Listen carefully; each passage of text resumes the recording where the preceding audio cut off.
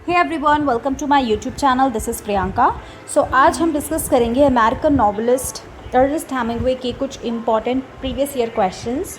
सो हम इन्हें question answer form में करेंगे, not in MCQ form. Question number 1 है, when did Hemingway receive the Nobel prize for literature. So उनको Nobel price literature में मिला था 1954 में। क्वेश्चन नंबर 2 है, What was the original title of Hemingway's novel The Old Man and the Sea? So ये Old Man and the Sea ना, ये बहुत फेमस नावल है इनकी, और इसका ओरिजिनल टाइटल था The Sea in Being. Question number 3 है, the central character of the old man and the sea. Central character है सैंटियागो, जो कि एक क्यूबन फिशरमैन है, old. Who is Santiago's model in the old man and the sea. सैंटियागो का जो model बताया है इसमें Joe DiMaggio. Question number 5 है, name of the writer who has written for whom the bell tolls. So ये भी इनकी एक फेमस नावल है और इसका राइटर है हेमिंग्वे। क्वेश्चन नंबर 6 है, in the sun also rises having flitters through several sexual lenses, lady Brett Ashley finally chooses. She finally chooses neither marriage nor a permanent commitment with any man. ठीक है, तो यहाँ पे मैंने थोड़ी सी explanation भी दी है जिससे कि थोड़ा आइडिया हो जाए कि अगर आपने ये जैसे कि नहीं पढ़ी है ये वाली स्टोरी, तो ये थोड़ा कॉन्सेप्ट क्लियर होता है ना, तो आंसर याद रखने में आसानी होती है। तो जो सन ऑल्सो राइजेस है ना, ये एक लॉस्ट जनरेशन का सेट है after world war 1। Lost generation यहाँ पे उसका मतलब ये है कि मतलब वो यंग एडल्ट्स जो कि वॉर फेस करके आए हैं। ठीक है, वॉर फेस मतलब उन्होंने वॉर देखा है, एंड वर्ल्ड वॉर 1 के बाद जो वो यंग एडल्ट्स हैं ना, वो उनको लॉस्ट जनरेशन का है, क्योंकि उन्होंने बहुत कुछ देख लिया। अब वो एमलेस फील करते हैं और they feel aimless and they feel like उनका जो फेथ होता है ना, जो रिलीजन को लेकर, उनके ट्रेडिशन को लेकर, ठीक है, वो सारा उनको मतलब लॉस्ट लगता है ना, because of the horror of the war. ठीक है, तो यहाँ पे जो लेडी ब्रेथ है, इन्होंने क्या करा, इनका बहुत सारे लोगों के साथ ना रिलेशनशिप था। फिर एंड में इन्होंने क्या करा है, एंड ऑफ द नॉवल में उनको ये रियलाइज़ होता है कि जो इनकी रिलेशनशिप्स हैं ना, उन्होंने उनको पेन दिया है, और उन्हें भी और अदर्स को भी। तो finally she decided and she ends her relationship with Pedro, and she decided does not marry or permanent commitment to any man. Question 7 है, the young Nick Adam is a character of Hemingway's novel. तो ये भी in our times में है निक Adam, और ये जो है ना एक फेमस कैरेक्टर है इस नावल का। ठीक है, Catherine Barkley is a character in A farewell to Arms. ये भी इनकी एक फेमस नावल है, और उसमें कैरेक्टर है कैथरीन बार्कले, जो कि एक प्रोटैगनिस्ट है। ठीक है, और इनके बारे में मैंने कुछ इन्फॉर्मेशन दी है, जैसे कि वो इंग्लिश नर्स थी during World war 1, and she falls in love with Frederic Henry, जो कि एक एम्बुलेंस ड्राइवर थे और लेफ्टिनेंट थे, ठीक है, इन द इटालियन आर्मी, और their love story forms emotional core of the novel. ठीक है, फिर यहाँ पे आता है okay, the novel ends with tragically Catherine's death during child birth. ठीक है, तो ये जो कैथरीन बार्कले है, ये कैरेक्टर है, प्रोटैगनिस्ट है और फेयरवेल टू आर्म्स की।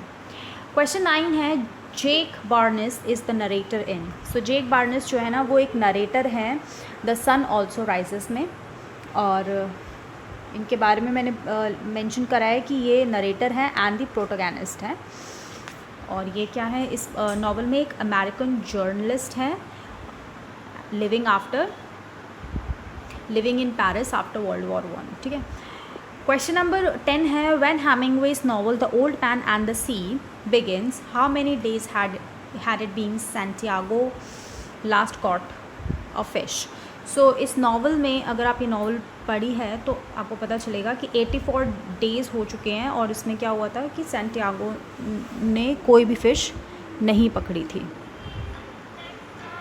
ठीक है, क्वेश्चन 11 है, the short story The Snows of Kilimanjaro is written by, ये भी एक फेमस शॉर्ट स्टोरी है जो कि हेमिंगवे ने लिखी है। Ernest Hemingway was awarded a Nobel Prize in 1954।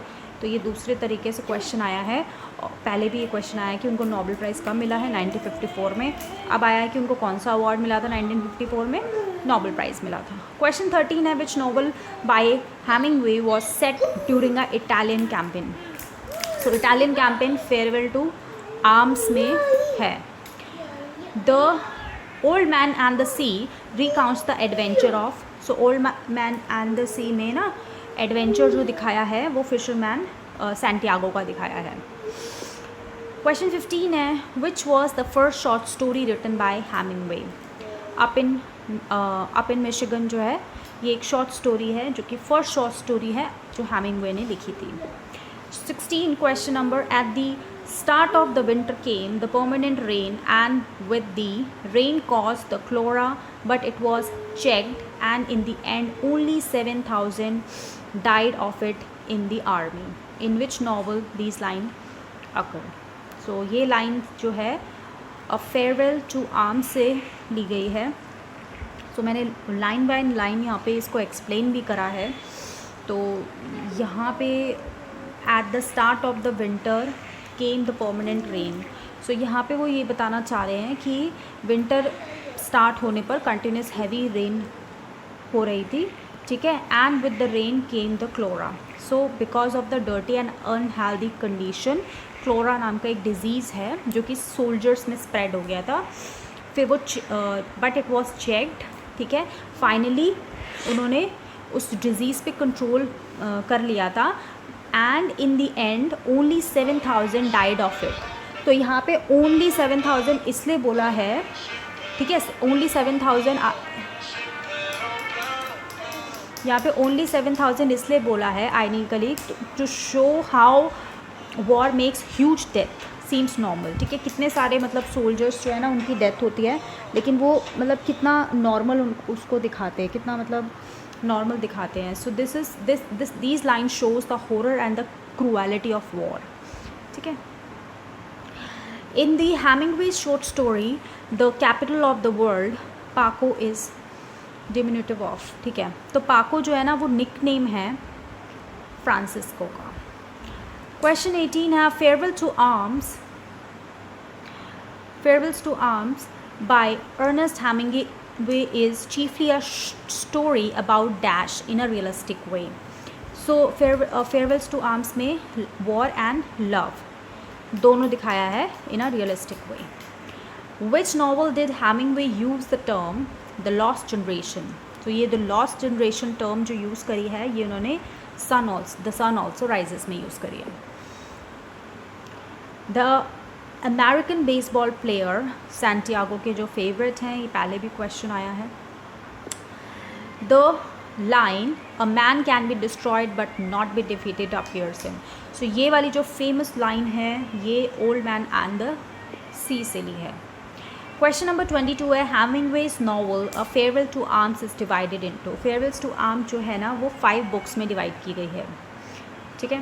Question 23, Ernest Miller Hemingway was from American novelist हैं ये। When was the novel from for whom the bell toll published by Hemingway. So Hemingway ने ये novel 1940 में publish करी थी। Which civil war from the basis of Hemingway's novel. So for whom the bell tolls जो है ना ये Spanish war के बारे में है। Question 26, which character of the Hemingway's novel For Whom the Bell Tolls says the lines, I am for the Republic and the Republic is the bridge? So ये बात पिलर ने बोली है, ठीक है। The speaker says that the fully supports the Republic cause in the Spanish Civil War, ठीक है। So for her, bridge mission is extremely important because it serves the Republic.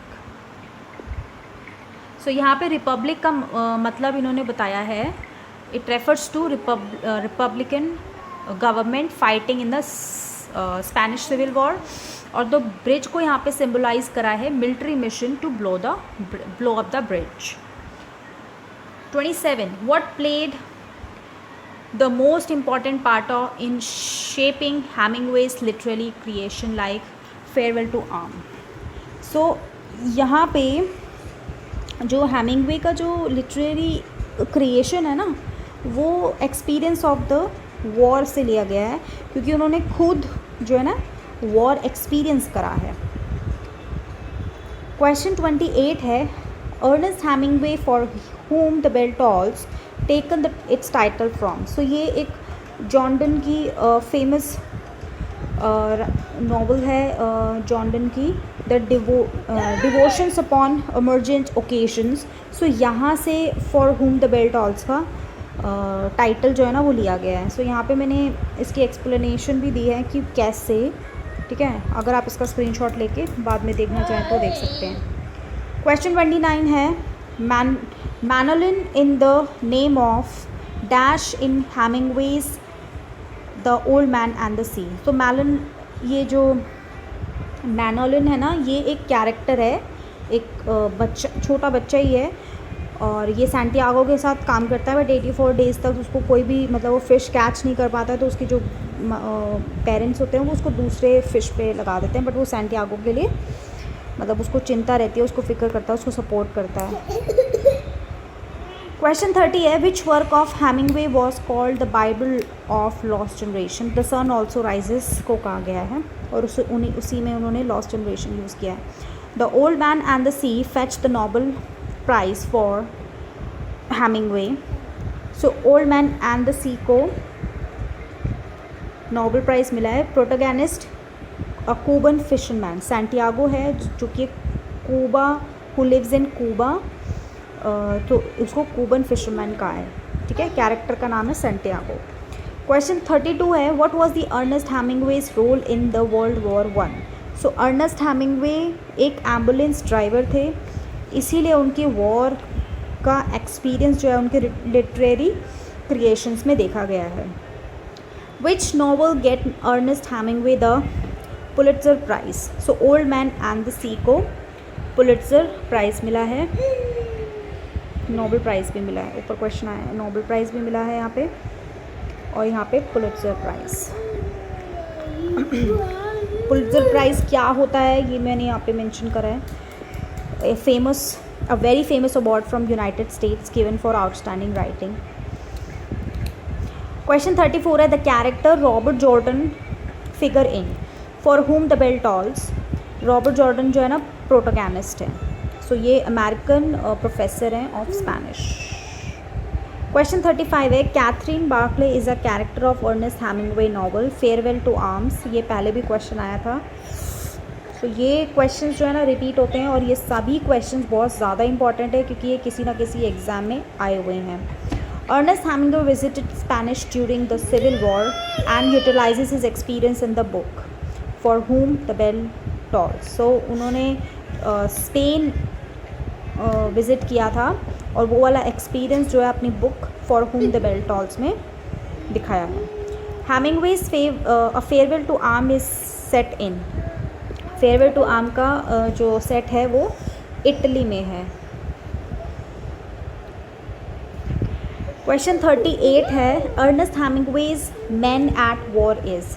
ये है collection of short stories. Which work was left incomplete because of sudden death. Hemingway's sudden death. So the garden of Eden जो है ना, ये एक incomplete work है by Hemingway because of his sudden death. Question 40 है, which novel of Hemingway deals with his actual disappointing experience of love and war. So ये ऊपर भी ये वाला क्वेश्चन आया था, लव एंड वॉर दिखाया है. तो ये है Across the River and Into the Sea. So this novel actually deals with disappointing experience of love and war. Frederick Henry, the hero of Hemingway's novel Farewell to Arm, is a driver in. ये Italian army में driver है. ठीक है. Count ड्रिफ is a character in farewell to arms में ही एक character है. ठीक है.